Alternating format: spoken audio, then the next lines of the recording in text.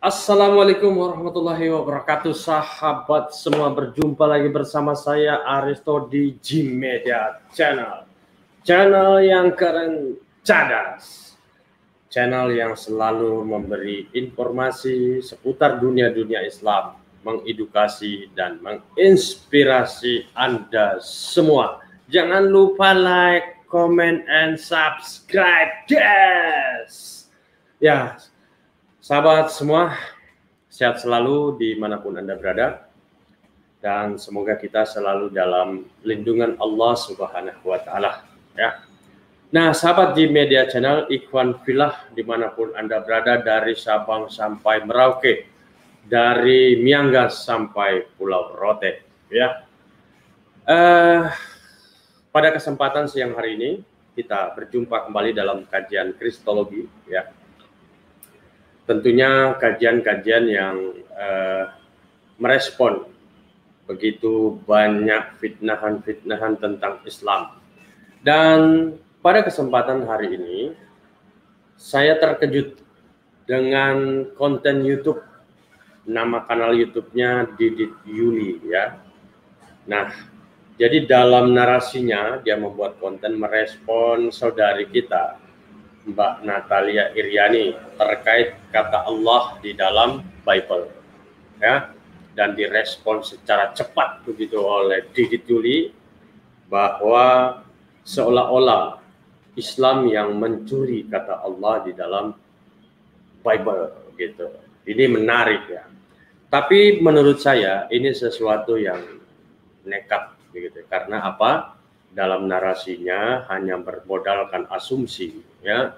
Kemudian dia menarasikan bahwa Islam lah yang mencuri kata Allah di dalam Bible, ya. Nah, nanti kita akan lihat sama-sama. Saya coba akan screen dulu, sahabat Ikhwan Filah, ya. Apa pernyataan seorang Didit Yuli, ya.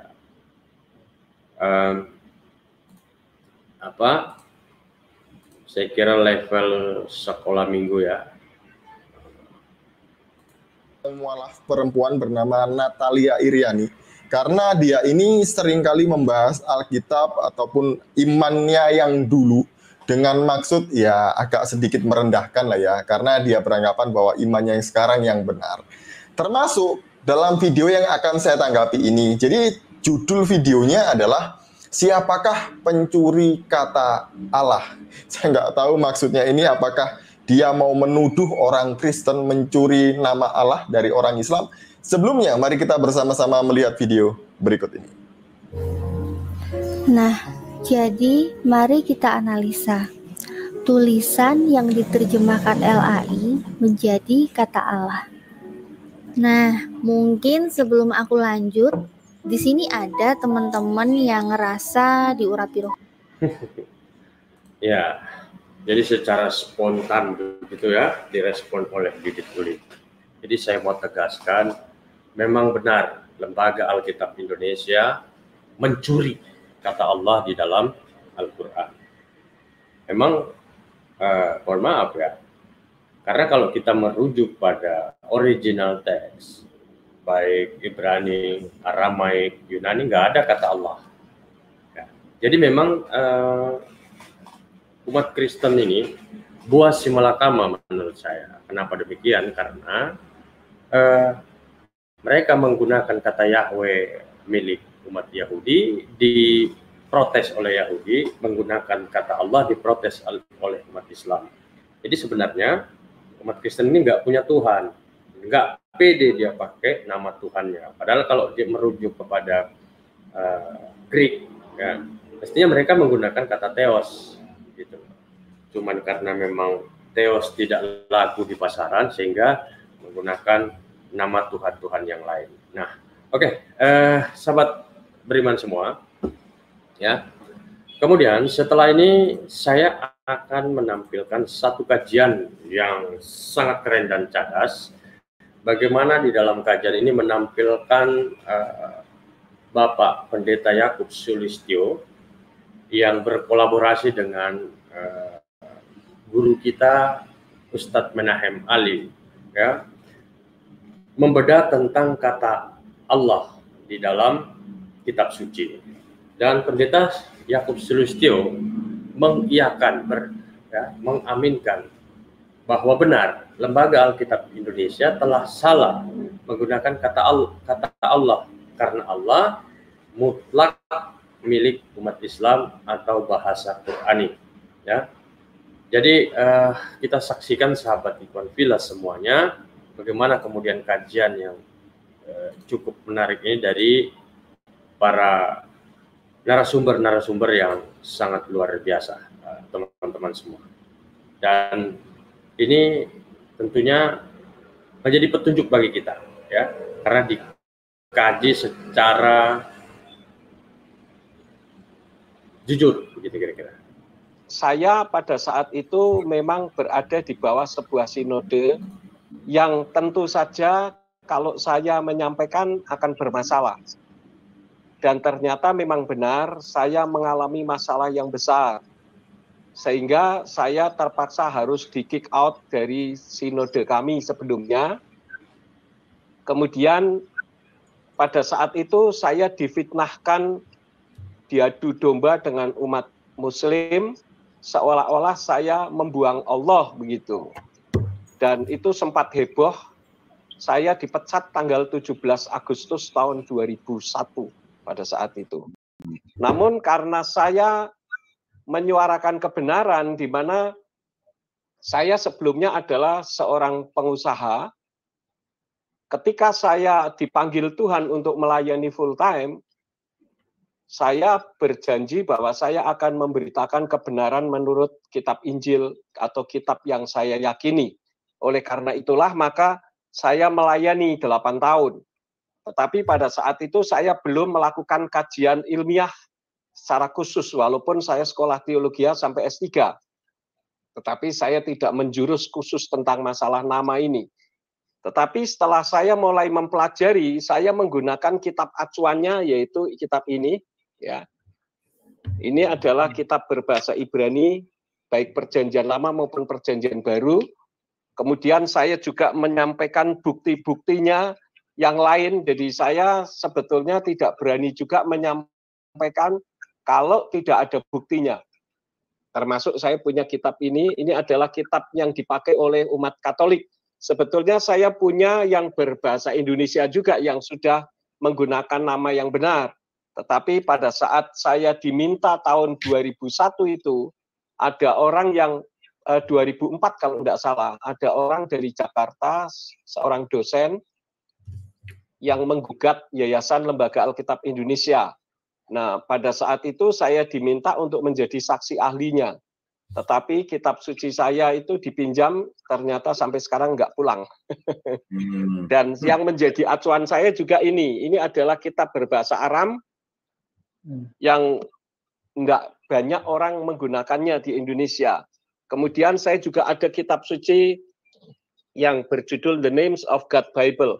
Jadi ada banyak kitab-kitab suci yang saya pakai sebagai acuan kebenaran firman yang saya yakini. Termasuk ini, The Hebraic Root Version. Ini saya beli ketika saya pergi ke Amerika. Jadi saya menemukan beberapa realitas bahwa sebetulnya umat Nasrani kalau menggunakan nama Allah itu sebetulnya adalah sesuatu yang keliru, karena saya mempelajari mempelajari dari kitab yang sesungguhnya, termasuk ini ya, The Name of God. The Name of God ini juga saya pelajari. Ada banyak sekali sebetulnya saya juga mau mempersiapkan materi, tetapi karena kesibukan saya tidak sempat menghubungi dari pihak Geraha Mu'alaf untuk menyampaikan materinya. Tetapi kalau nanti apa yang saya sampaikan mungkin ini dari pihak Nasrani juga banyak yang nonton. Kalau mereka ingin mendapatkan materi saya, nanti saya bisa kirimkan buku-buku saya. Saya concern dalam hal ini karena saya melihat suatu realitas bahwa umat Nasrani dengan umat Muslim ini selalu berbenturan di akar rumput. Tetapi di sisi lain dari banyak pendeta itu menganggap bahwa tidak ada permasalahan karena sejak dulu tidak ada masalah. Ya sebetulnya tidak ada masalah karena tidak dipermasalahkan. Tetapi kalau kita berbicara tentang kajian ilmiah itu sangat bermasalah. Oleh karena itulah nanti saya akan paparkan apa yang menjadi dasar saya secara ilmiah untuk mungkin berbeda dengan pendeta-pendeta yang lain. Sehingga dengan terpaksa saya harus disingkirkan di kalangan sinode saya yang dulu. Bahkan saya dikeluarkan dari pastori, sehingga saya tidak membawa apapun. Tapi bagi saya, karena saya sudah komitmen untuk menyampaikan kebenaran, maka ya saya harus konsisten dengan apa yang saya sudah komitmenkan. Walaupun pada saat itu, ya secara manusiawi memang sangat ironis sekali. Saya sampai hanya memegang uang Rp20.000 saja di tangan. Karena saya harus keluar malam hari. Tetapi bagi saya tidak masalah, karena banyak umat Nasrani, khususnya para pendeta yang begitu menyerang saya, tetapi untung dari pihak Muslim justru yang intelektual tentu saja, yang bisa menerima kajian saya. Pada saat itu saya sempat disidang di kalangan para kiai di Wonosobo, karena saya fitnahkan katanya saya menghina Islam karena saya membuang Allah begitu. Saya katakan saya tidak membuang, saya kembalikan dengan hormat karena memang itu bukan Tuhan kami. Jadi saya harus bisa menghormati umat Muslim. Jadi saya punya konsep bahwa yang disebut dengan kerukunan umat beragama itu bukan menyatukan, tetapi berjalan di relnya masing-masing. Ya, jadi bagi saya kalau ada umat Kristen misalkan, umat Nasrani pindah jadi Islam, monggo kerso silahkan, tidak masalah. Bahkan pendeta sekalipun mau pindah juga tidak masalah. Itu berdasarkan keyakinan yang bersangkutan. Jadi saya terangkan pada saat itu kepada para kiai, dan para kiai juga justru mendukung kami, mendukung saya secara khusus.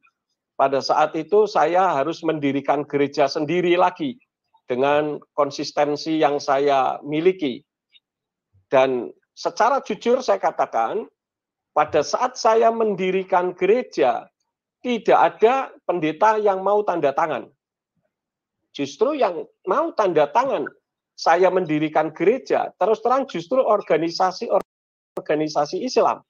Ormas-ormas Islam, mereka tanda tangan dengan stempelnya, dan bahkan ada di antara mereka yang mengatakan, bahwa nanti kalau misalkan saya mendirikan gereja dipersulit oleh pemerintah, dari pihak Muslim justru yang akan membantu begitu. Tapi ya puji Tuhan dengan perjuangan yang gigih dari apa yang saya perjuangkan bersama dengan teman-teman, akhirnya izin gereja dapat kami peroleh juga, sehingga saya juga tidak perlu merepotkan dari saudara-saudara saya umat Islam. Para kiai banyak kenal dengan saya, dan mereka justru sangat mengapresiasi karena saya tidak menjadikan benturan antara umat Islam dengan umat Kristen. Yang secara khusus yaitu tentang masalah nama Allah atau Allah, di mana umat Nasrani selalu mengelak dengan berbagai macam cara. Dikatakan perjanjian baru tidak ada nama Yahweh dan sebagainya. Nah, kenapa? Karena memang di Indonesia terus terang saja, untuk literatur Nasrani ini sangat kurang sekali. Dan saya banyak mendapatkan literatur, kalau saya pelayanan ke Amerika, saya beli-beli buku.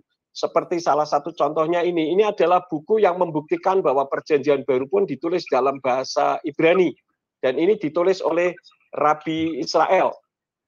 Artinya bahwa kiblatnya memang berbeda. Kalaupun ada orang yang menganggap itu hal yang sama, saya pikir saya mengacu hanya kepada kitab sucinya masing-masing. Jadi umat Islam dengan Al-Qur'annya, sedangkan kami dengan Tanak dan Brit Kadasa.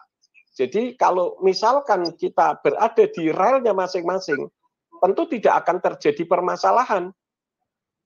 Kenapa? Karena saya melihat bahwa di dalam kitab suci terjemahan dari Yayasan Lembaga Alkitab Indonesia, nama Yahweh, nama diri Yahweh, Yod-He, Waw-He, huruf Ibraninya, itu diterjemahkan menjadi 4.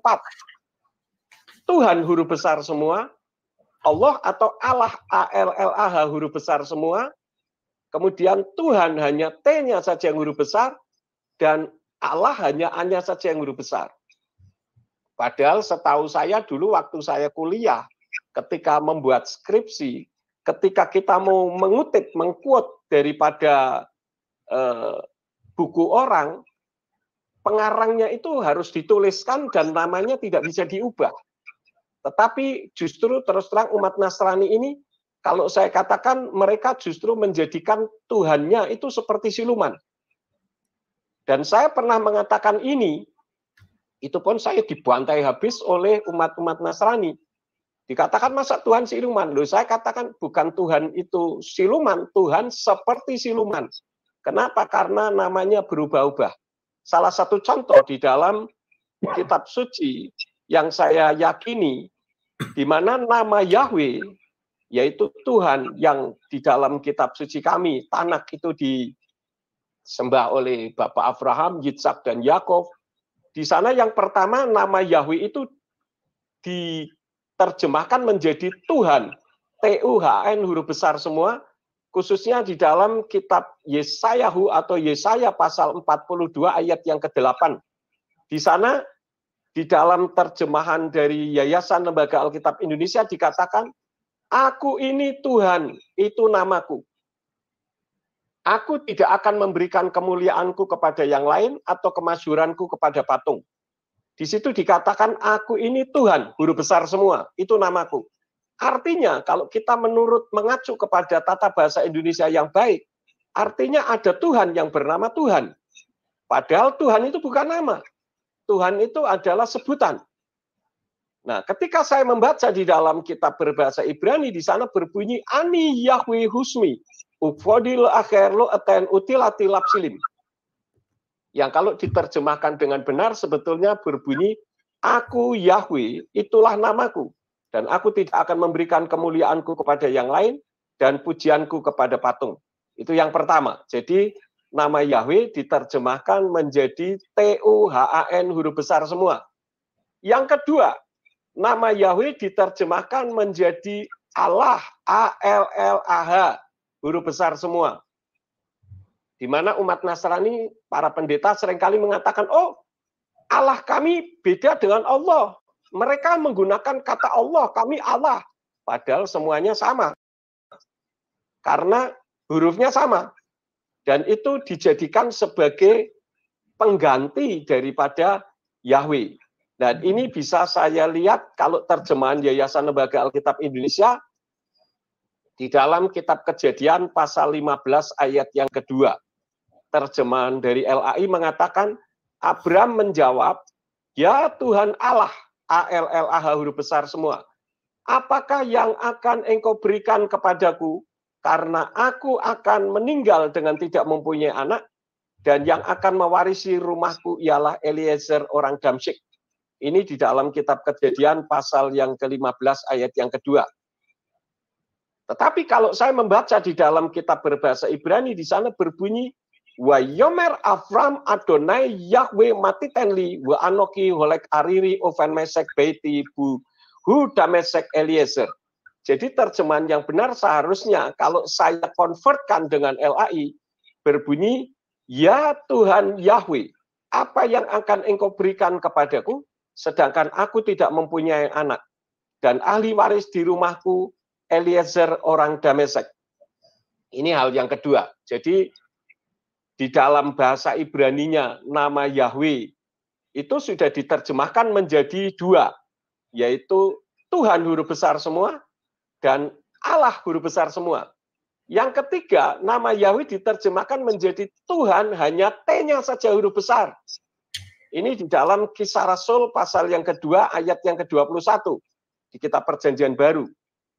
Di sana dikatakan, sebab barang siapa yang berseru kepada nama Tuhan, T-U-H-A-N, hanya T-nya saja yang huruf besar, akan diselamatkan. Tetapi kalau saya membaca di dalam Brit Kadasa, di sana berbunyi, Wahaya kol asyer yikra vesem yakwi yimalet. Yang seharusnya terjemahannya, dan akan terjadi. Setiap orang yang memanggil nama Yahweh akan diselamatkan. Ini yang ketiga. Jadi nama Yahweh sudah menjadi 3 terjemahannya. Yang keempat adalah Allah hanya saja yang huruf besar. Itu bisa dilihat di dalam kitab Matius atau Matius pasal yang keempat ayat yang keempat. Di sana berbunyi, tetapi Yesus menjawab, ada tertulis, manusia hidup bukan dari roti saja, tetapi dari setiap firman yang keluar dari mulut Allah, hanya saja yang huruf besar. Tetapi kalau saya membaca di dalam kitab berbahasa Ibrani, di sana berbunyi, wayaan wayamar katuf kilo al halchem levado yikye ha-adam ki al kalmot sapi Yahweh. Yang kalau diterjemahkan seharusnya berbunyi, namun sambil menanggapi, dia berfirman, telah tertulis, bukan oleh roti saja manusia akan hidup, melainkan oleh setiap firman yang keluar dari mulut Yahweh. Jadi di sini kita sudah melihat bahwa satu nama, yaitu Yahweh, diterjemahkan menjadi 4. Yang pertama, TUHAN huruf besar semua, kemudian ALLAH huruf besar semua, yang ketiga, Allah hanya saja yang huruf besar, dan yang keempat adalah Tuhan hanya T-nya saja yang huruf besar. Padahal kalau kita melihat suatu realitas, nama itu tidak bisa diterjemahkan. Kalaupun misalkan nama saya Bunga misalkan, saya bernama Bunga atau Eko begitu. Ketika saya ke Amerika, kemudian ditanya oleh orang Amerika, what's your name? Saya tidak akan mengganti nama saya menjadi my name is Juan, karena Eko itu artinya satu. Atau Bunga menjadi my name is Rose. Bukan. Atau flower. Bukan. Nama saya ya tetap. Kalau Bunga ya tetap Bunga, flower. Kalau Eko ya tetap Eko. Karena nama itu tidak bisa diterjemahkan. Nah, dalam hal ini saya melihat satu kenyataan bahwa para gembala, walaupun ada juga yang tahu tetapi tidak mau tahu, karena ya kembali saya pernah ngomong kepada pendeta, saya katakan, si A, Anda tahu enggak tentang nama Tuhan kita yang disembah oleh Bapak Abraham, Ishak dan Yakub? Tahu. Menurut kitab suci siapa? Yahweh. Saya tanya yang kedua, lalu bagaimana dengan Bapak? Apakah sudah pernah mengajarkan kepada umat? Mereka jawabannya sangat variasi dan banyak. Mereka katakan, oh itu nggak usahlah diajarkan. Nanti jemaat jadi terpecah belah. Saya bilang memang kalau terpecah bagaimana? Yeshua saja dulu ketika ada di dalam dunia ini juga membuat perpecahan. Apakah itu bukan berasal dari Elohim? Ya, saya tidak bisa memaksa karena saya hanya meyakini apa yang dari kitab suci yang saya sampaikan. Karena saya terus terang menghormati. Dengan umat Buddha saya menghormati, biarlah mereka menyembah sesuai dengan kitab sucinya. Umat Islam dengan sesuai kitab sucinya. Tidak masalah bagi saya. Jadi tidak perlu mempermasalahkan.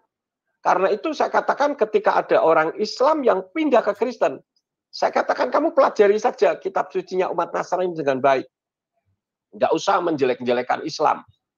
Karena itu akan menimbulkan permasalahan. Dan itu tidak membuat Indonesia terjadi kerukunan antar umat. Jadi perbedaan itu asal berada di koridor masing-masing. Ya saya kira tidak ada masalah. Ya karena saya banyak referensi-referensi. Termasuk Al-Quran pun saya punya. Ini Al-Quran dalam bahasa Belanda. Saya punya, dan nama Allah tidak diubah dalam bahasa Belanda. Artinya itu memang nama. Kemudian saya juga punya kitab suci dari Batak Karo. Ini judulnya Padan Sindekah. Nah, Padan Sindekah ini juga pakai Yahweh. Kemudian saya punya juga Al-Quran yang di sini bahkan dari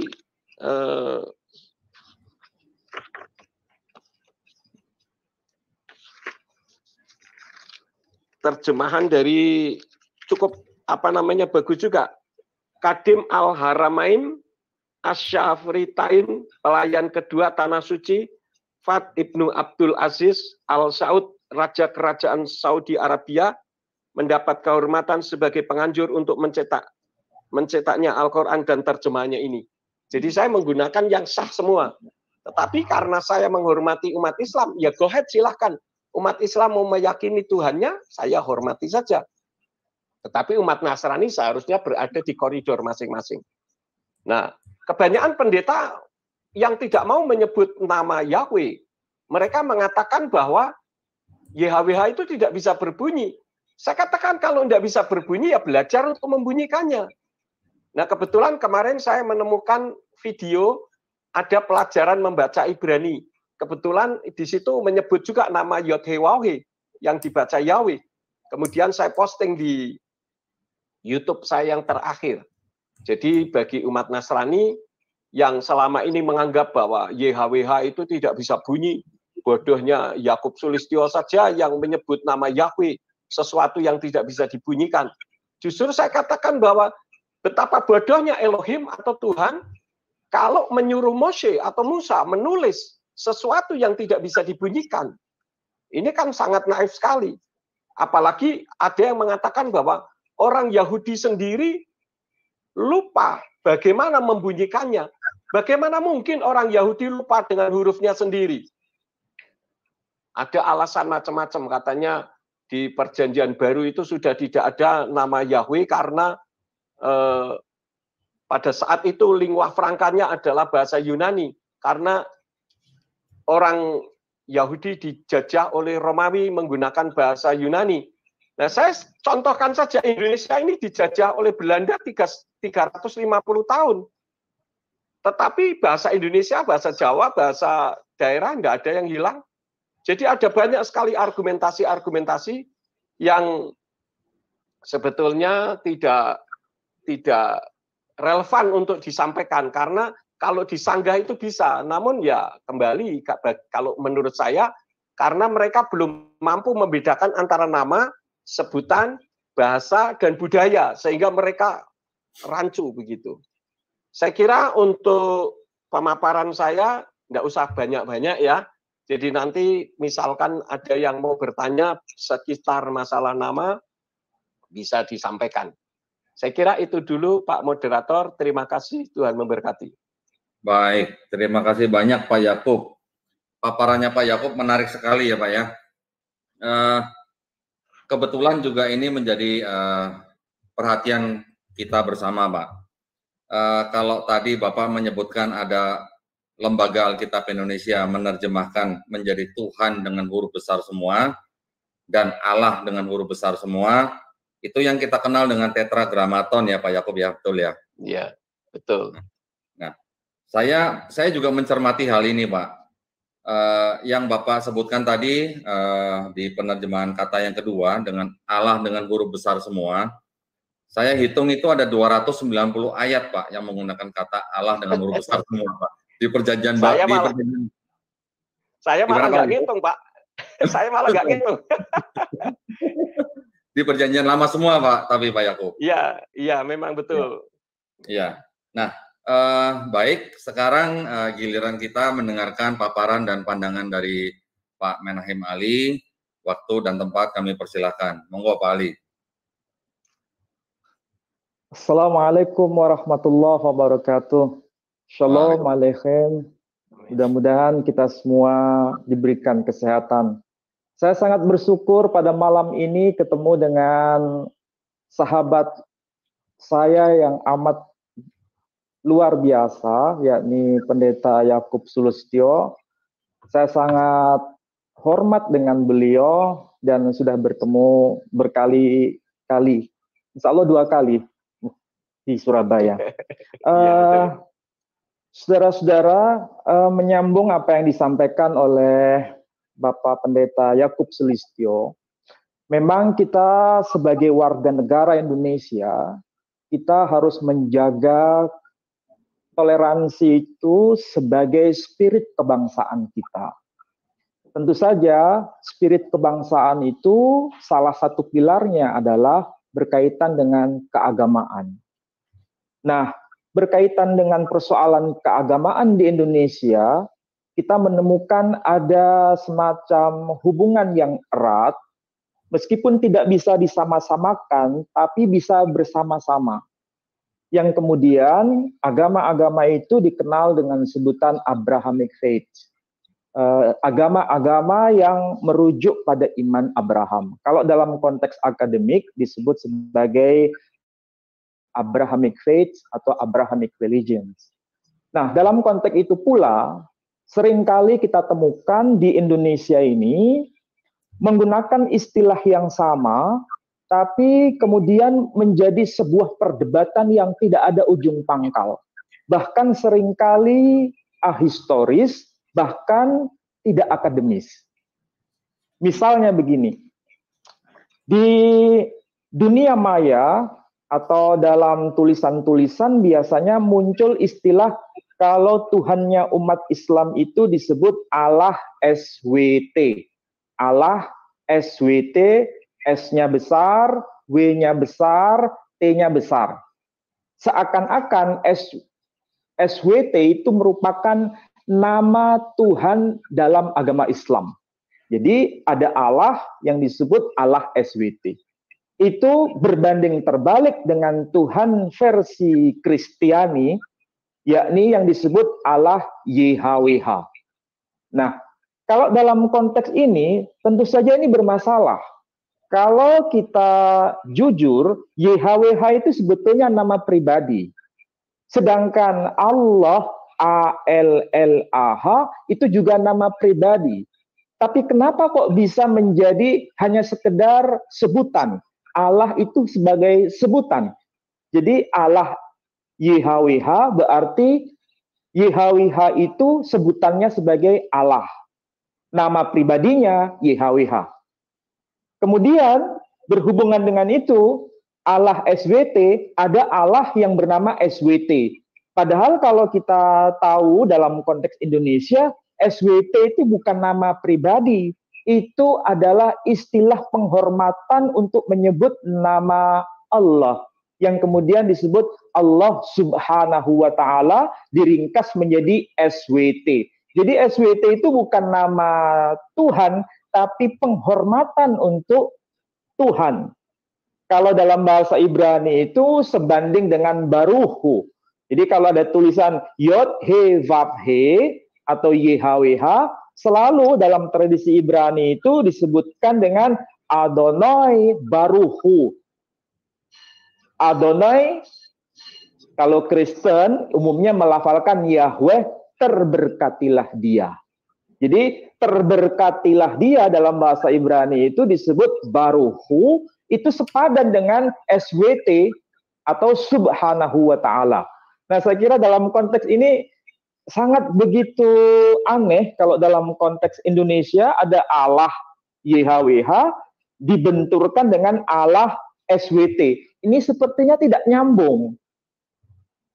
Jadi itu catatan saya yang pertama. Catatan saya yang kedua, istilah Allah di Indonesia itu kalau dalam Islam itu sebagai nama diri. Makanya saya kebetulan punya Al-Quran terjemahan bahasa Ibrani. Nah, ini Quran terjemahan bahasa Ibrani. Kalau dibaca itu Hak Quran Hamawaroh. Jadi Al-Quran yang versi bahasa Ibrani ini kalau dilihat bagaimana Quran terjemahan Ibrani ini bisa dipahami, ternyata ini ada satu contoh misalnya, mungkin agak jelas atau kurang jelas ya? Agak mundur dikit Pak mungkin Pak, fokusnya nggak? Gini ya. Ya, stop. Itu ada tulisan yang paling atas, itu semua tulisan Ibrani tanpa nikut, tanpa tanda baca. Itu kalau dibaca yang bagian paling atas itu disebut Beshem, kemudian ada tulisan Alef, Lamet, Hei, kemudian Harahaman, Waharahum. Jadi kalau dibaca biasanya dalam tradisi Yahudi dibaca Beshem Adonai Harahaman Waharahum. Jadi tulisan Alef, Lamet, Hei itu sebetulnya mempertahankan tulisan Allah tapi dalam versi bahasa Ibrani. Jadi sekali lagi tulisan terjemahan Quran bahasa Ibrani tetap mempertahankan Alef, Lamet, Hei itu sebagai nama diri, bukan sebagai sebutan. Ini salah satu contoh. Jadi kalau tadi Bapak Pendeta Yakub Sulistyo misalnya memberikan contoh ada Al-Quran bahasa Belanda tetap mempertahankan A-L-L-A-H, tetap dipertahankan. Kalau tidak keliru, begitu beliau tadi menyampaikan. Kemudian ada terjemahan-terjemahan lain tetap mempertahankan A-L-L-A-H sebagai nama diri dalam terjemahan-terjemahan Quran. Ini fakta real bahwa dalam konteks Islam, mayoritas semua memahami bahwa Allah itu sebagai nama diri. Memang ada perbedaan pendapat di kalangan para ahli Islam.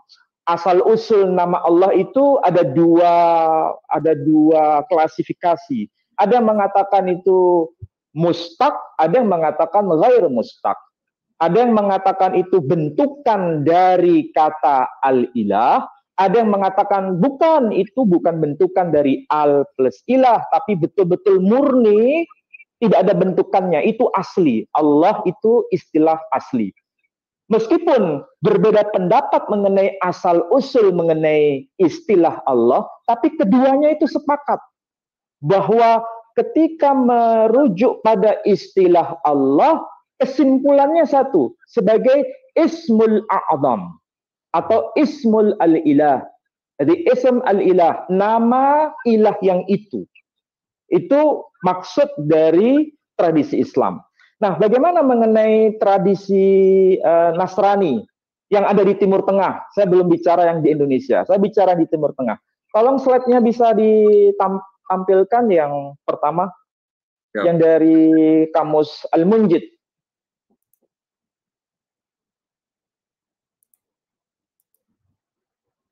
Ya, ini ya Pak ya. Nah, ini Kamus Al-Munjid. Kamus Al-Munjid ini adalah karya otoritatif di kalangan semua masyarakat Timur Tengah, terutama penganut Kristiani, khususnya kaum Katolik, karena ini Kamus Al-Munjid itu dibuat oleh Frater Louis Ma'luf Al-Yasu'i. Al-Yasu'i itu maksudnya dari Ordo Yesuit. Jadi Frater Louis Ma'luf itu seorang Arab Lebanon yang membuat Kamus Al-Munjid ini. Dan apa yang dikatakan oleh beliau berkaitan dengan istilah Allah? Tolong slide yang kedua. Berkaitan dengan slide yang kedua, beliau mengatakan bahwa Allah itu ism artinya nama, az-zat, ism zat, nama dari zat al-wajibul wujud.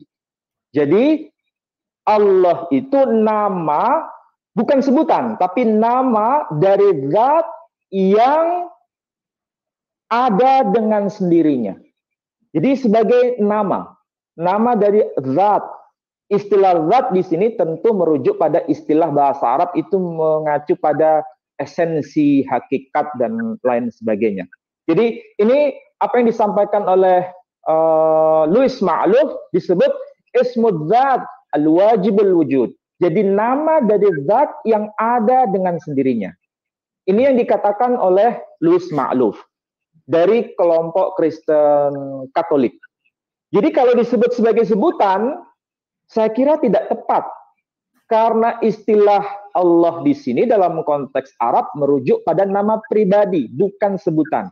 Makanya disebut ismul zat al-wajibul wujud.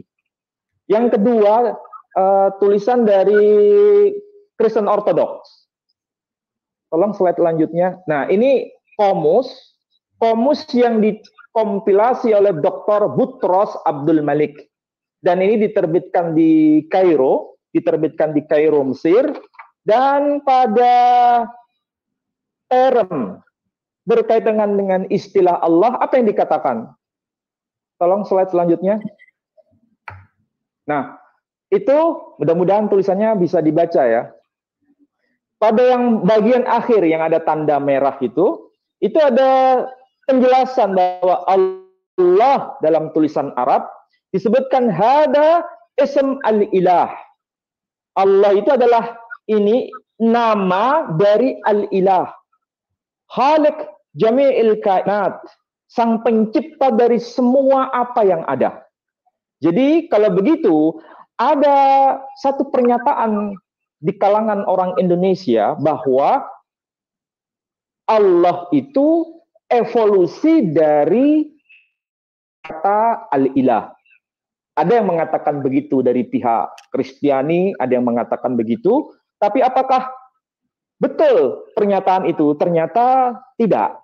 Berkaitan dengan kamus ini membuktikan bahwa seandainya istilah Allah itu evolusi dari Al-Ilah, maka istilah Al-Ilah tidak akan dipakai lagi dalam semua Alkitab berbahasa Arab. Ternyata sampai hari ini istilah Al-Ilah masih tetap dipakai, dan itu membuktikan bahwa istilah Al-Ilah atau istilah Allah dalam konteks ini bukan dari evolusi Al-Ilah. Buktinya kamus ini menyebutkan Allah hadza ism Al-Ilah. Allah itu adalah nama dari Al-Ilah. Artinya Al-Ilah itu bukan evolusi, Allah bukan evolusi dari Al-Ilah, dan nama dari Al-Ilah itu adalah Allah. Jadi sekali lagi, Allah di sini maksudnya adalah nama pribadi. Siapa yang mengatakan begitu? Tadi saya sebut Dr. Boutros Abdul Malik, dan itu diterbitkan di Lebanon, bukan di Kairo, tapi di Lebanon tahun 2011. Judul lengkapnya Qamus Al-Kitabul Muqaddas. Ini sekali lagi membuktikan bahwa di kalangan bangsa Arab sendiri, agama apapun, mau Muslim mau yang Nasrani, istilah Allah itu bukan sebutan, tapi nama pribadi.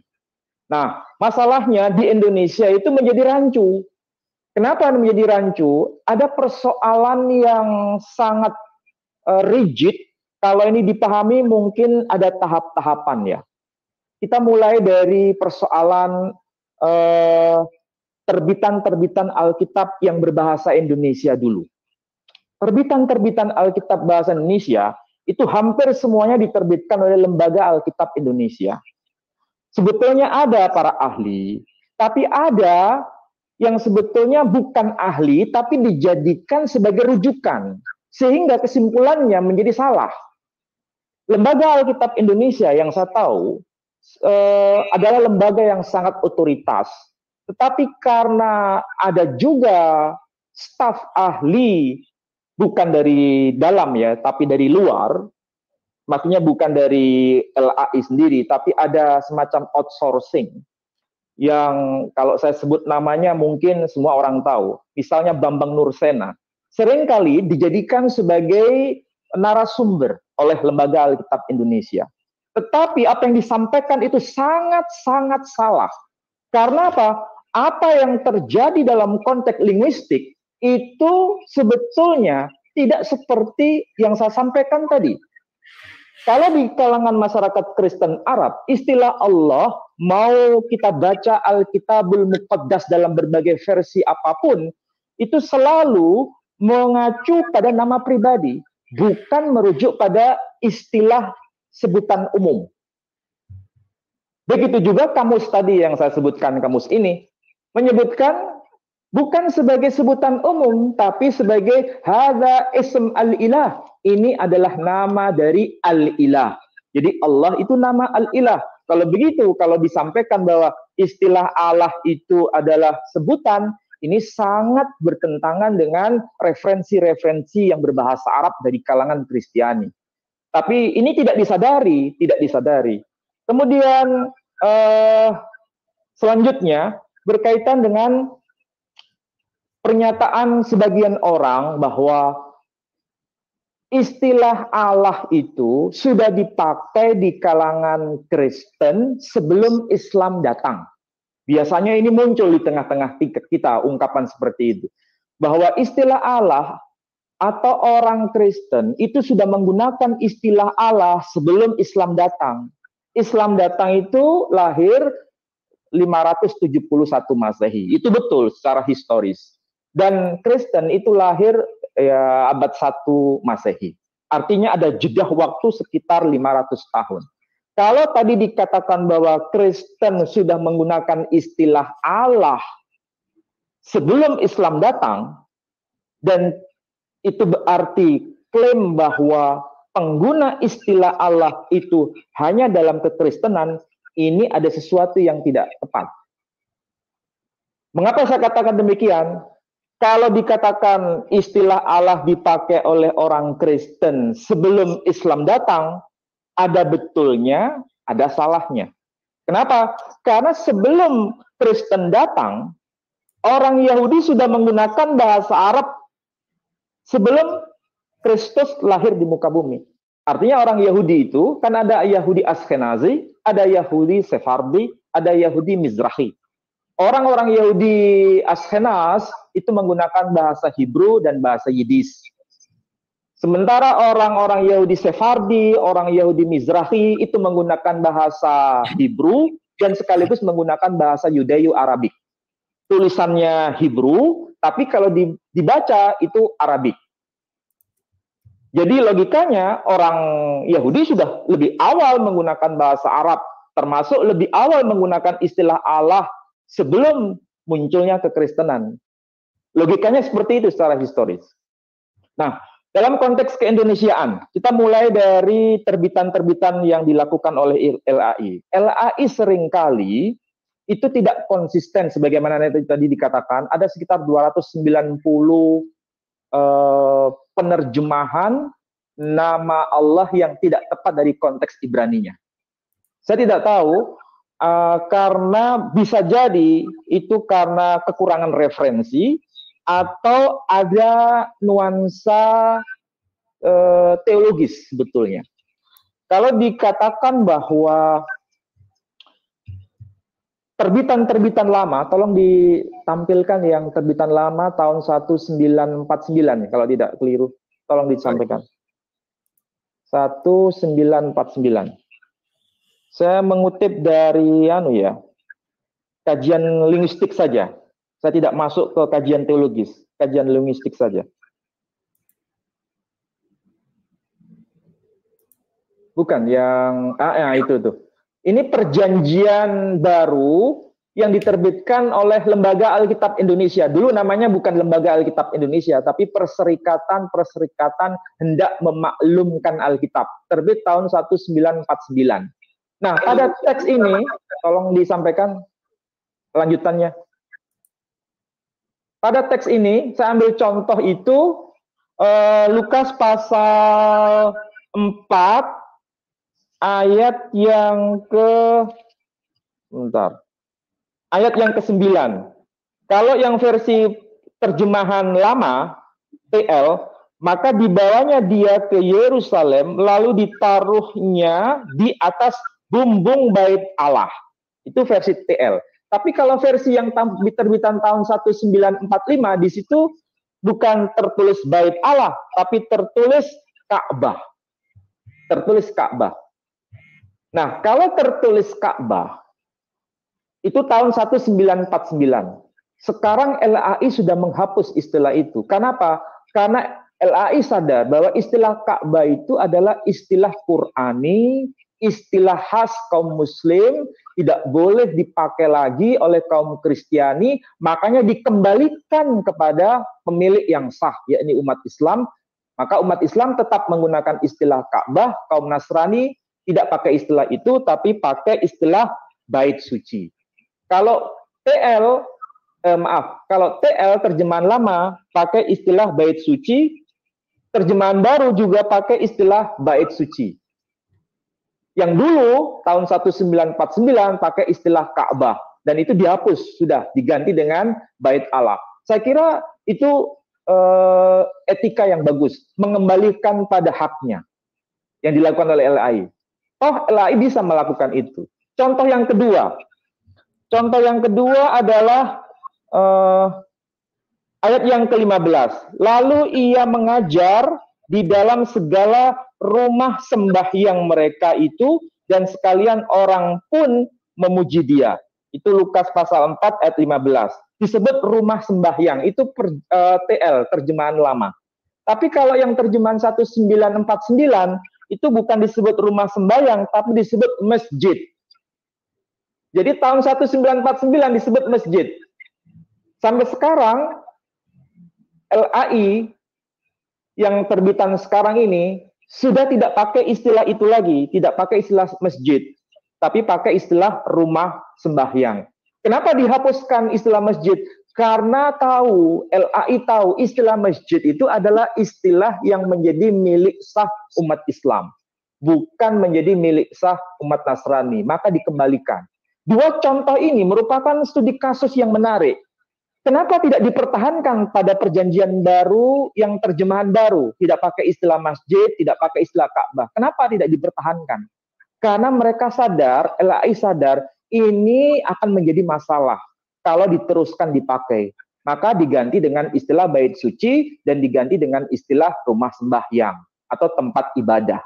Bukan disebut masjid. Contoh yang ketiga, misalnya ada lagi, misalnya ketika Yudas masuk ke taman Getsemani, dan apa yang diucapkan oleh Yudas dalam terjemahan lama itu disebutkan Assalamualaikum. Tapi sekarang yang terjemahan baru tidak pakai istilah itu lagi, tapi salam, disebut salam Rabi, istilah pakai itu. Jadi kenapa istilah Assalamualaikum dihapuskan? Karena itu menjadi istilah konkret dari penanda identitas agama tertentu. Yang saya tahu di Mesir misalnya, orang Mesir yang Kristen itu kalau mengucapkan salam itu tidak pakai Assalamualaikum, tapi menggunakan istilah Salamun lakum. Jadi kalau di Mesir, kalau ada orang berwajah Arab kemudian mengucapkan Salamun lakum, pasti orang tahu, oh ini Nasrani. Tapi kalau ada orang Mesir, orang Arab Mesir mengucapkan Assalamualaikum, oh pasti itu Muslim, bukan Nasrani. Padahal sama-sama tulisannya Arab. Tapi cara mengucapkan, bentuk tulisannya yang satu ada penanda identitas. Yang satu Assalamualaikum, yang satu Salamun lakum. Sama seperti di Mesir, kalau ada orang mengucapkan Naskur li Rabbina, itu pasti Nasrani. Padahal tulisannya Arab, ngomongnya Arab. Naskur li Rabbina. Tapi kalau ada orang mengatakan Alhamdulillah, ini pasti Muslim. Jadi bahasa itu bukan sekedar netral, tapi bahasa itu ada penanda identitas. Nah, begitu juga apa yang dilakukan oleh LAI ketika menghapus istilah masjid, menghapus istilah Ka'bah, menghapus istilah Assalamualaikum, karena sadar itu sebagai penanda identitas, bukan sekedar bahasa yang netral.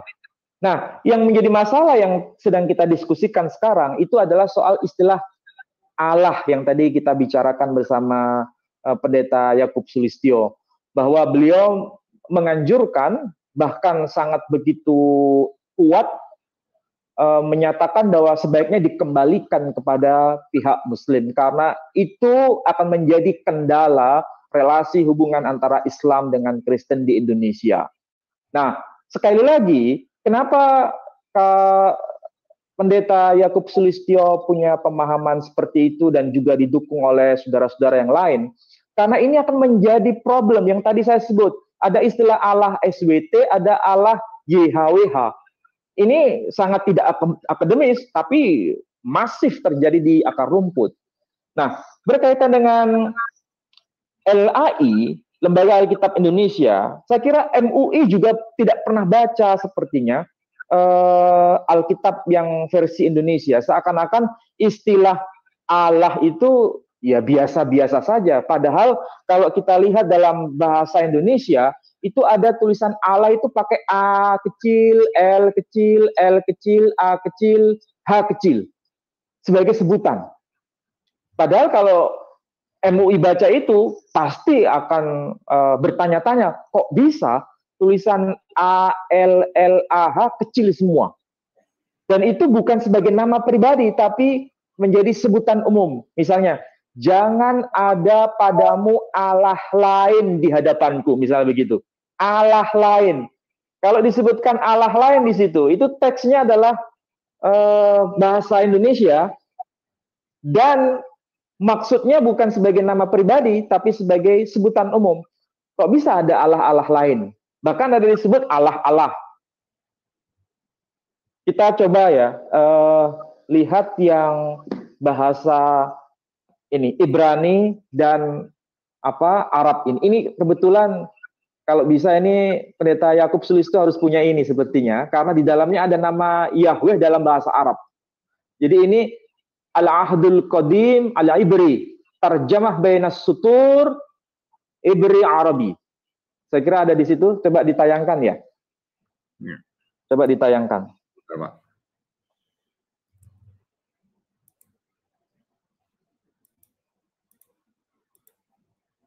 Ini ya Pak Ali ya.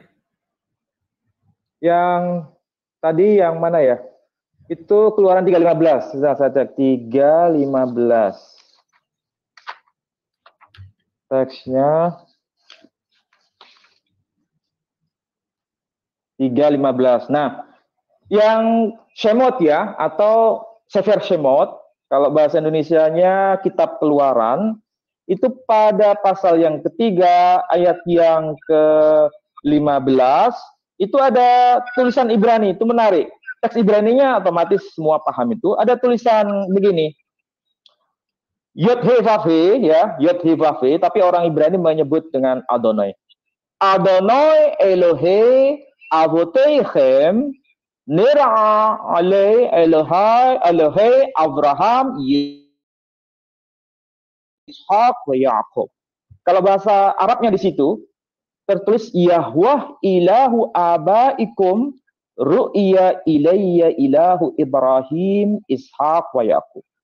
Jadi Yahweh kalau bahasa Arabnya itu masih tetap bertahan istilah Yahweh. Yahweh ilahu. Jadi Yahweh ilah. Yahweh adalah ilah abaikum, bapak-bapak kalian semua. Atau Yahweh kalau dibaca teks Ibraninya itu Adonai Elohe Avoteichem. Atau kalau dibaca sesuai dengan tulisan tertulis Yahweh Elohe Avoteichem. Atau Arabnya Yahweh ilahu abaikum. Yahweh adalah ilah bapak-bapak kalian atau nenek moyang kalian. Nir'a Elohe Abraham, Yitzhak, wa Ya'qub. Ru'ya ilayya yang telah menampakkan kepadaku ilahu Ibrahim, Ishak, wa Ya'qub. Yakni ilahnya Ibrahim, Ishak, dan Yakub. Itu tolong diperhatikan bahasa Ibraninya. Elohe, bahasa Arabnya ilah. Kemudian, Yehuwa tetap bertahan dengan Yehuwa. Berarti ini menunjukkan nama diri. Artinya apa? Kalau ini disebut dengan Elohe, Ibraninya, Arabnya menjadi ilah, terjemahan Indonesia tidak disebut ilah, tapi Allah. A-L-L-A-H kecil semua. Berarti ini kesalahan yang fatal dalam konteks bahasa Indonesia. Karena Allah itu bukan sebutan, tapi sebagai nama diri. Kalau ilah sebutan itu betul. Elohe itu sebagai sebutan itu betul. Sebagaimana Yahweh itu sebagai nama pribadi itu betul. Sebagaimana Yahweh Arab itu juga nama pribadi. Allah dalam bahasa Arab juga nama pribadi. Nah, coba kita cek yang versi bahasa Yudeo-Arabik. Versi bahasa Yudeo-Arabik. Yang Saadiagan. Yang Saadiagan. Tolong sampaikan. Saadia. Ini ya betul. Ya, sebelumnya covernya. Betul. Ya itu aja. Ini adalah Sefer Tehillim atau kita sebut Mazmur Aim Targum Virus Rabah Saadiagan. Ini adalah kitab Sefer Tehillim atau Mazmur atau Mizmor, dan ada terjemahannya yang disebut Targum, Virus, dan juga tafsirnya dari karya siapa? Rabbi Saadiagan. Rabbi Saadiagan itu dari komunitas Yahudi Sephardim, bukan Yahudi Askenaz. dan menjadi rujukan semua orang-orang Yahudi di Timur Tengah. Apa yang beliau tulis itu menjadi karya otoritas, karena orang-orang Yahudi Timur Tengah yang pakai bahasa Arab itu mempertahankan tulisan Hebrew, Ibrani, aksara Ibrani, tapi pakai bahasa Arab. Yang paling kanan itu bahasa Ibraninya. Yang kiri itu yang ada tanda merah, itu bukan bahasa Ibrani, itu bahasa Yudeo-Arabik. Nah, kalau bahasa Ibraninya, itu saya kutip dari Tehillim atau Mizmur 2, ayat 11, itu tertulis begini, salah satu frasenya berbunyi, Aifdu et Adonai be'yir'ah. Ifdu et Adonai be'yir'ah. Itu ayat yang ke-11. Apa yang ditulis oleh Rabbi Saadia Gaon yang sebelah kiri, itu kalau bahasa Yudeo-Arabiknya tertulis U'budullaha bihaufin. U'budullaha bihaufin. Sembahlah Allah dengan rasa takut atau gentar. Itu tertulis, coba yang ada tanda merah itu tertulis apa? Alef, lamet, lamet, he. Jadi tertulis alef, lamet, lamet, he. Dan itu disejajarkan dengan yod, he, vav, he dalam bahasa Ibraninya. Artinya, kalau lepas dari konsep teologis, bahwa Yahweh atau Yehwa atau yod, he, vav, he itu sebagai nama diri, menurut pemahaman Saadia Gaon, sebagaimana alef, lamet, lamet, he yang dibaca Allah itu nama diri. Jadi sekali lagi, dalam tradisi Yahudi Sephardim, Allah itu bukan sebutan, tapi sebagai nama diri. Tapi celakanya di Indonesia itu menjadi sebutan. Dan ini saya kira persoalan besar. Dan apalagi kalau kita lihat misalnya ini ya, saya juga nggak tahu kenapa kok bisa begini hasilnya. Tolong yang pakai bahasa Mandar, yang pakai bahasa Mandar. Terus setelah ini, yang pakai bahasa Mandar. Terus.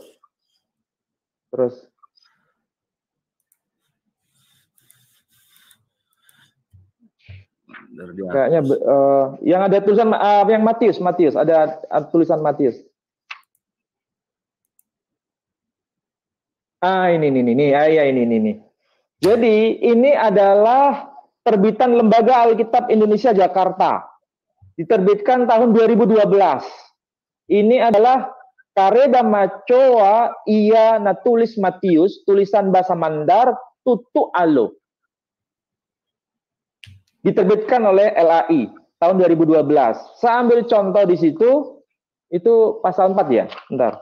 Pasal 4. Di situ ada penggunaan istilah Allah Ta'ala. Allah Ta'ala. Kalau penggunaan istilah Allah Ta'ala, ini bukan asli bahasa Mandar. Ini adalah istilah orang-orang Muslim dari komunitas suku Mandar yang mengadopsi bahasa Arab, makanya mereka menggunakan istilah Allah Ta'ala. Allah Ta'ala kalau bahasa Arabnya. Di sini tertulis Allah Ta'ala. Tapi dalam versi terjemahan LAI ini bukan sebagai nama diri, tapi sebagai sebutan umum. Jadi kalau begitu, apa yang dilakukan oleh LAI dengan menerjemahkan ke dalam bahasa Mandar, ini adalah problem besar. Allah Ta'ala yang sebagai nama diri diturunkan derajatnya menjadi sebutan umum. Tapi tetap mempertahankan istilah Allah Ta'ala. Di sini tertulis Allah Ta'ala. Siapapun yang ngerti linguistik akan paham bahwa Allah Ta'ala dalam bahasa Mandar di sini diadopsi dari bahasa Arab. Tapi bukan sekedar bahasa Arab, tapi bahasa Arab Muslim. Karena istilah Allah Ta'ala itu kan sebetulnya istilah Arab Muslim. Kalau di Timur Tengah tidak menyebut Allah Ta'ala yang Kristen. Allah Ta'ala itu hanya Muslim yang sebut. Tapi kalau yang Kristen menyebutnya Allah Al-Ab, Allah Sang Bapa. Atau Ibnullah, Allah Putra itu. Nah, istilahnya seperti itu. Jadi sekali lagi bahasa itu bukan netral, tapi merupakan sebagai penanda identitas. Sekali lagi ini merupakan sebuah bukti ada upaya yang dilakukan oleh LAI yang sebetulnya inkonsistensi. Kadang Allah itu disepadankan dengan YHWH. Tapi kadang juga Allah disebutkan sebagai istilah sebutan umum. Jadi mana yang konsisten? Tidak ada yang konsisten. Jadi sekali lagi, saya kira ini kerjaan berat karena LAI paling tidak saya harus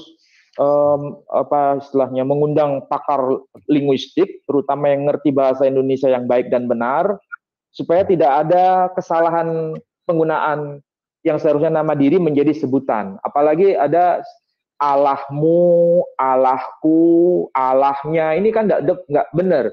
Kalau bahasa Arabnya kan ilahi, ilahuna, ilahukum. Nggak ada disebutkan Allahuna, nggak bisa. Karena nama diri nggak bisa digandeng dengan nama ganti milik. Allahuna nggak bisa. Tapi kalau ilahuna, betul. Atau Elohimku, atau Elohimnya, atau Elohim mereka. Jadi Elohim itu sejajar dengan ilah dalam bahasa Arab. Atau sejajar dengan alihah dalam bahasa Arab. Tapi Elohim tidak sejajar dengan Allah. Nggak bisa. Karena Allah itu nama diri, ilah itu sebutan. Elohim itu bukan nama diri, tapi sebagai sebutan. Makanya ada istilah Ha Elohim. Misalnya, kita bisa lihat di mana ya? Sebentar. Di Sefer Shemot misalnya. Di Sefer Shemot. Sefer Shemot pasal 18 yang di kitab ini ya. Sefer Shemot pasal 18 ayat 11 itu dikatakan Atka yada'ati ki gadol Adonai mikol ha Elohim. Nah, disebutkan begitu. Atta yada'ati ki gadol Adonai mikol ha Elohim. Apa istilah Elohim? Di sini disebutkan sebagai alihah. Itu ada nggak? Ada ya? Keluaran, ya betul. 18:11. Jadi disebutkan apa? Sangat jelas itu. Penyebutan apa itu? Al-an araftu an azimun Yahweh. Nah, tetap mempertahankan Yahweh di situ. Adonai min kullil alihah. Al-an araftu an azimun Yahweh min kullil alihah. Jadi Ha Elohim sejajar dengan bahasa Arabnya al-alihah, bukan Allah. Kalau bahasa Indonesianya itu diterjemahkan apa? Allah. Allah, segala Allah. Ini kalau MUI baca ini, wah pasti MUI akan pusing dan pasti akan protes kayaknya kalau MUI dengar ini. Kok bisa ada segala Allah? Berarti Allah itu banyak dan ini sebutan umum. Dan itu ditulis dengan huruf kecil semua. Berarti ada Allah yang bernama Wisnu, ada Allah yang bernama Shiva, ada Allah yang bernama apalagi Manat, ada Allah yang bernama Hubal. Nah, ini kacau semua. Padahal istilah Elohim itu sejajar dengan istilah alihah. Tapi kalau Allah hanya disematkan kepada Dia yang maha mutlak. Makanya di sini tetap mempertahankan Yahweh, ya tertulis Yahweh dalam bahasa Arabnya itu. Itu ada yang di merah-merah itu. Ibraninya tertulis Yod-Heh-Vav-He, Arabnya tertulis Yahweh. Apa itu? Huruf ya, ha, waw, ha. Kalau dibaca Yahweh. Bahasa Ibraninya Atta yada'ati ki gadol Yod-Heh-Vav-He mikol ha Elohim. Jadi sekali lagi LAI paling tidak harus mulai menata ulang agar tidak mencampur adukkan antara istilah Allah sebagai sebutan dengan istilah Allah sebagai nama diri. Kalau mau konsisten dipakai, gunakan bahasa Indonesia yang baik dan benar. Kalau kita jujur apa adanya, penggunaan istilah Allah A kecil LLAH kecil atau segala Allah dipakai dalam terbitan Alkitab Indonesia itu satu, melanggar gramatika bahasa Indonesia itu sendiri. Yang kedua, juga menciderai iman kaum muslim di Indonesia. Karena kalau disebut segala Allah itu pasti orang muslim akan bertanya-tanya, kok bisa segala Allah? Berarti segala Allah kan sama dengan Allah, berarti banyak Allah kalau begitu. Padahal Allah itu adalah nama diri, kok bisa menjadi sebutan? Ini masalahnya orang-orang MUI belum baca Alkitab bahasa Indonesia seperti ini. Kalau baca, bisa bermasalah ini pasti. Dan akan dikoreksi pasti. MUI akan mengajukan surat kepada LAI, pasti itu, saya jamin. Jadi sekali lagi, dengan gramatika bahasa Indonesia salah, kemudian yang kedua, penempatan istilah segala Allah di situ bertentangan dengan konsep kerukunan beragama karena menciderai iman kaum muslim di Indonesia. Yang ketiga juga bertentangan dengan gramatika bahasa Arab. Kalau mau dipaksakan dengan menggunakan bahasa Arab, tidak bisa dengan cara seperti itu. Harus pakai istilah alihah, bukan pakai istilah Allah, nggak bisa. Kalau alihah betul. Saya tidak memperdebatkan mengenai apa yang terjadi di Timur Tengah. Di Timur Tengah mau pakai istilah Allah bagi Kristen, itu monggo saja. Karena apa? Mereka paham gramatika bahasa Arabnya. Dan itu menurut saya sebagai seorang Muslim, boleh saja kalau dipakai di Timur Tengah. Tapi kalau di Indonesia, gramatika bahasa Arab salah, gramatika bahasa Indonesia salah, tapi juga menciderai iman Muslim di Indonesia. Ini problem menurut saya. Jadi saya kira nanti kita bisa lanjut dalam diskusi setelah season ini. Ya, terima kasih. Terima kasih. Ya, terima kasih banyak Pak Ali. Wah, sangat menarik. Saya sama sekali nggak ngantuk loh dengerin Pak Ali memaparkan ini loh. Mudah-mudahan, saya sih berharap gini Pak. Mudah-mudahan pengurus atau penerjemah dari Lembaga Alkitab Indonesia maupun dari Majelis Ulama Indonesia juga menonton video ini gitu ya. Kita harapkan mereka bisa mendapatkan satu informasi dari narasumber-narasumber kita malam hari ini. Nanti mungkin kebetulan saya ada kenalan di MUI Pusat Pak. Nanti mungkin saya kirim link ini ke beliau gitu Pak ya. Baik. Iya, saya kira betul. Harus diketahui oleh Lembaga Alkitab Indonesia dan Majelis Ulama Indonesia. Salah satu contoh kasus tadi yang saya sebut segala Allah atau Allah itu problem besar. Iya, betul sekali. Nah, baik, mungkin sebelum kita menunggu audiens atau pemirsa yang mau bertanya, mungkin Pak Yakub mau sedikit memberikan pandangan gitu dari yang dijabarkan oleh Pak Ali. Ya, terima kasih. Saya sangat setuju sekali dengan apa yang disampaikan oleh Prof. Ali tadi, karena memang demikianlah kajiannya. Dan bagi saya sebetulnya kalau umat Nasrani menjadikan Allah itu hanya sebutan, lah katakanlah itu hanya sebutan, kenapa nggak diganti dengan yang lain yang tidak bermasalah? Kan nggak ada korelasinya, kecuali kalau itu jadi nama. Dan kalau dijadikan nama jelas salah. Karena di dalam kitab berbahasa Ibrani nggak ada nama itu Tuhan menjadi ALLAH. Itu jelas terjemahan yang keliru. Kalau di dalam bahasa Arab saja sudah menggunakan kata Yahweh, nama Yahweh. Itu karena huruf Arab kan tidak mengenal vokal E. Jadi yang jadi permasalahannya di sini karena ya kalau menurut saya pribadi mungkin ada kepentingan lain dalam tanda petik ya, saya tidak perlu sebutkan lah. Tetapi yang jelas kalau kita mau lurus, ya kita nggak perlu membela kitab suci nggak perlu dibela. Karena kitab suci lah yang membela kita. Karena itu saya berketetapan dari tahun 2001, saya ya bertentangan dengan LAI terus terang. Karena memang saya lebih mengacu kepada kitab suci yang dari bahasa Ibraninya yang seperti ini. Jadi istilahnya kalau seperti umat muslim ya harus mengacunya ke Al-Quran. Cuman yang jadi permasalahannya karena ada banyak sekali para gembala-gembala, pendeta-pendeta yang bahkan bahasa Ibrani pun membaca saja nggak bisa. Ya jadi repot. Itu yang jadi permasalahannya. Sementara saya yang mengajarkan sesuai dengan apa yang ada dalam bahasa Ibrani justru dipermasalahkan habis. Baik. Terima kasih banyak Pak Yakub. Ya. Ini ada pertanyaan yang masuk. Saya nggak tahu nih ditujukan kepada siapa. Pertanyaannya adalah begini. Benarkah Lembaga Alkitab Indonesia sengaja memakai nama Allah untuk misi pemurtatan? Monggo silakan, mungkin Pak Ali atau Pak Yakub yang mau menjawab.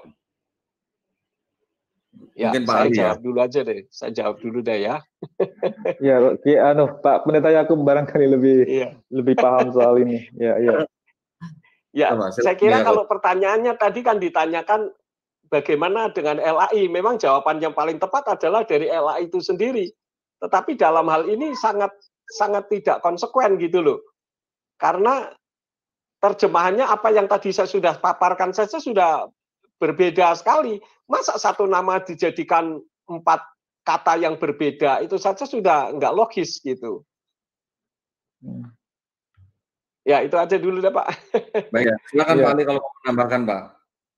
Ya, kalau saya sih patokannya pada dokumen. Apa yang tadi saya berikan contoh yang terbitan tahun 1949 ya, kalau tidak keliru, itu yang pakai ejaan Van Ophuijsen, yang pakai OE itu kan masih menggunakan istilah Yesus masuk ke dalam masjid.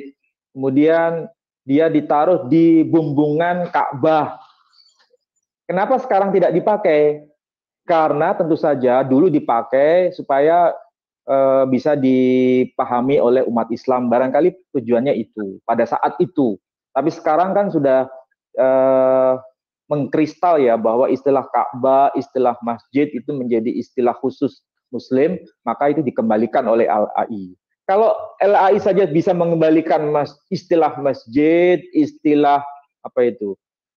Istilah Ka'bah, dan terbitan yang terbaru sekarang sudah nggak muncul itu lagi, diganti dengan bait suci, diganti dengan rumah sembahyang. Kenapa istilah Allah tidak dikembalikan saja, tapi justru dipertahankan?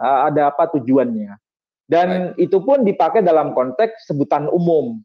Apalagi yang dalam bahasa Mandar memakai istilah Allah Ta'ala. Dan itu bukan sebagai nama diri, tapi sebutan umum. Ini kalau misalnya dipahami dalam konteks relasi antar agama, ini bisa menciderai. Ini sama seperti misalnya di Bali juga terjadi kasus yang sama, penggunaan istilah-istilah bahasa Sanskrit Hindu dipakai oleh umat Kristen sangat kurang bisa memahami konteks toleransi sehingga membingungkan orang Hindu sendiri. Ini sebetulnya tempat ibadah Kristen atau tempat ibadah Hindu pura, sehingga tidak jelas. Bahasa yang dipakai juga begitu. Saya kira dengan cara mengembalikan pada pemilik bahasa masing-masing, mudah-mudahan itu menjadi sarana untuk semakin bisa menjaga persahabatan, bisa menjaga toleransi. Dan tentu saja itu mulai dari bahasa. Jadi kalau ringkasnya begini, kalau bahasa Indonesia itu ya bahasa Indonesia. Nggak ada bahasa Indonesia khas Islam, nggak ada bahasa Indonesia khas Kristen. Kalau bahasa Indonesia yang khas Islam misalnya, tiada Tuhan selain Allah. Itu bahasa Indonesia khas Islam. Kalau yang di Alkitab itu ada istilah begini, jangan ada padamu Allah-Allah lain selain Tuhan. Kan jadi bingung kita. Ini yang mana yang Tuhan, mana yang Allah, jadi bingung. Ya. Jadi yang satu tiada Tuhan selain Allah, yang satu jangan ada padamu Allah lain selain Tuhan. Kan jadi membingungkan, mana yang nama pribadi, mana yang sebutan, jadi bermasalah. Ya itu tadi saya kira memang ada motif yang tentu saja ini tidak bisa dinafikan. Saya kira itu ya. Pak Ali, apa benar Pak? Saya pernah membaca bahwa kata Allah itu di Bible sendiri dulu waktu awal-awal kolonial diterjemahkan oleh seorang penerjemah Muslim Pak, dari yang disewa gitu oleh penjajah gitu Pak. Apa betul Pak Ali gitu Pak? Oh iya, begini. Pada awalnya itu kalau tidak keliru namanya Lediger. Ada seorang penerjemah Alkitab perdana itu Lediger. Tapi ketika menerjemahkan perjanjian baru, misalnya Eli Eli lama sabaktani, itu ditulisnya Tuhanku, Tuhanku, mengapa engkau meninggalkan aku? Itu saya kira sudah benar terjemahan itu. Tapi ketika muncul Klinkert ini seorang Belanda, saya lupa itu tahun berapa ya, baru terjemahan itu digeser, bukan Tuhanku, Tuhanku, mengapa engkau meninggalkan aku, tapi digeser menjadi Allahku, Allahku, mengapa engkau meninggalkan aku. Jadi seakan-akan di situ Allah bukan sebagai nama diri, tapi sebagai sebutan. Itu yang saya tahu. Dan orang yang terlibat dalam penerjemahan Alkitab waktu itu memang ada seorang Muslim yang bernama Abdullah bin Abdul Qadir Munshi. Dan itu memang menjadi narasumber dari Klinkert. Jadi Klinkert belajar bahasa Melayu itu dari seorang sastrawan Melayu yang namanya itu Abdullah bin Abdul Qadir Munshi. Tapi Abdullah bin Abdul Qadir Munshi itu ketika menggunakan istilah Allah itu sebagai nama diri, bukan sebagai sebutan. Tapi oleh Klinkert digeser menjadi sebutan. Dan akhirnya kita lihat muncullah PL. Makanya kalau kita lihat PL itu sebetulnya itu ada kaitan dengan Klinkert. Kalau yang perjanjian baru itu ada kaitan dengan Bode. Bode itu yang dipakai sebagai dasar perjanjian baru yang bahasa Indonesia. Kalau yang kebetulan ada, kenapa? Kalau kebetulan ada tapi di belakang rumah, ada di belakang rumah. Itu tulisannya pakai Arab, tapi itu kalau dibaca bahasa Melayu. Tapi istilah Allah itu betul-betul sebagai nama diri, bukan sebagai sebutan, bukan istilah umum.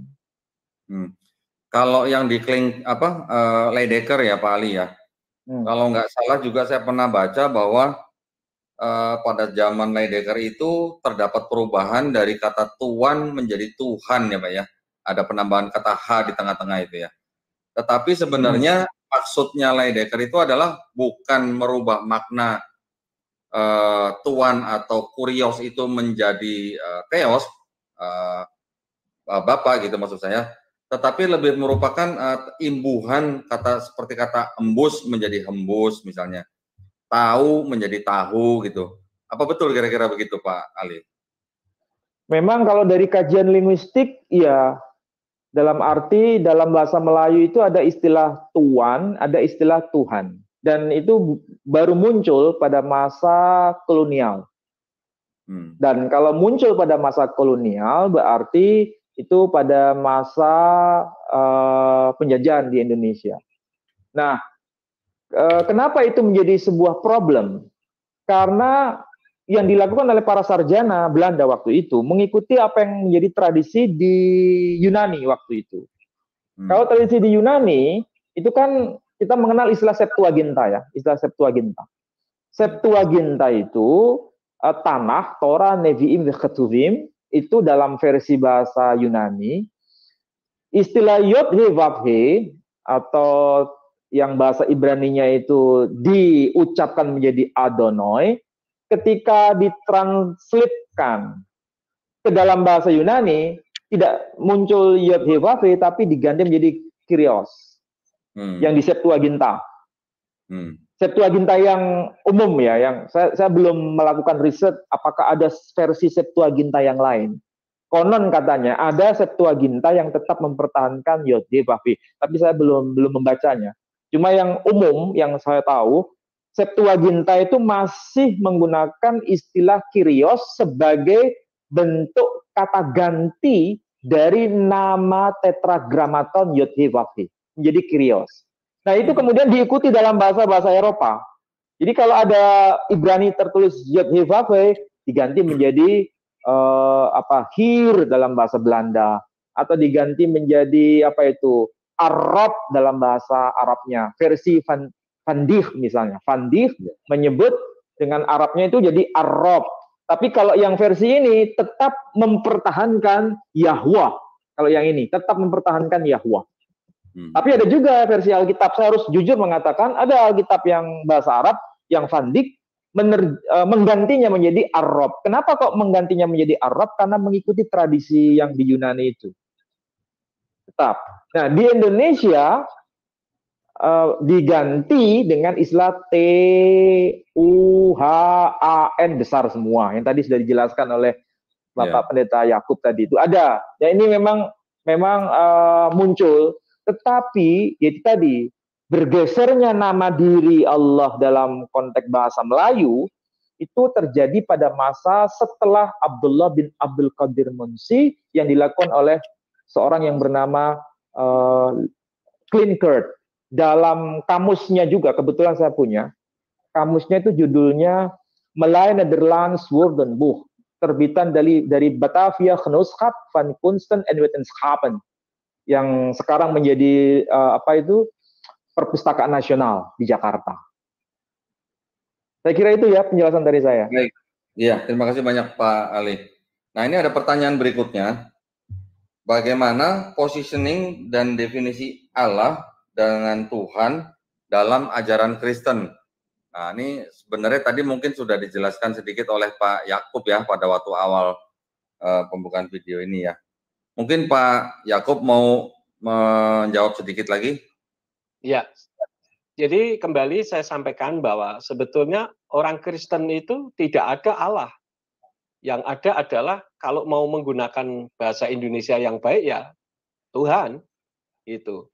Dan lagi kan tadi sudah disampaikan oleh Prof. Ali bahwa di dalam Septuaginta itu menjadi kurios.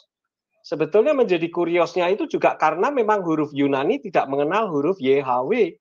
Sehingga nama Yeshua saja menjadi Yesus gitu. Jadi huruf yodnya menjadi iota. Karena untuk mempronunciationkan supaya mendekati suara yang aslinya, kira-kira begitu. Dan lagi kalau orang Yahudi itu mengganti ketika menemukan Yod He Waw He menjadi Adonai atau Hashem, itu bukan karena mereka tidak tahu. Mereka tahu, tetapi untuk menghormati, itu yang pertama. Yang kedua, karena mereka lebih mentaati Talmud. Itu ada di dalam Brachot Sota 38b, Mishnah Sotah pasal 7 ayat yang ke-6, Mishnah Tamid pasal 7 ayat yang kedua. Nah, kalau orang Kristen di Indonesia mau ikut-ikutan orang Yahudi tidak mau menyebut nama Yahweh, jadi saja proselit. Jadi agama Yahudi dan menolak Yesus Kristus yang selama ini disebut dari nama aslinya Yeshua HaMashiach sebagai Elohim. Nah, itu baru konsekuen.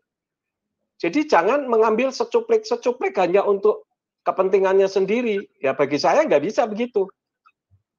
Begitu, Pak. Nah, saya langsung sambung ya, Pak ya. Ada yang mau bertanya begini, berarti nama Tuhan Kristen itu apa, Pak? Menurut Pak Yakub, ya? Ya, nama Tuhan umat Kristen itu Yahweh.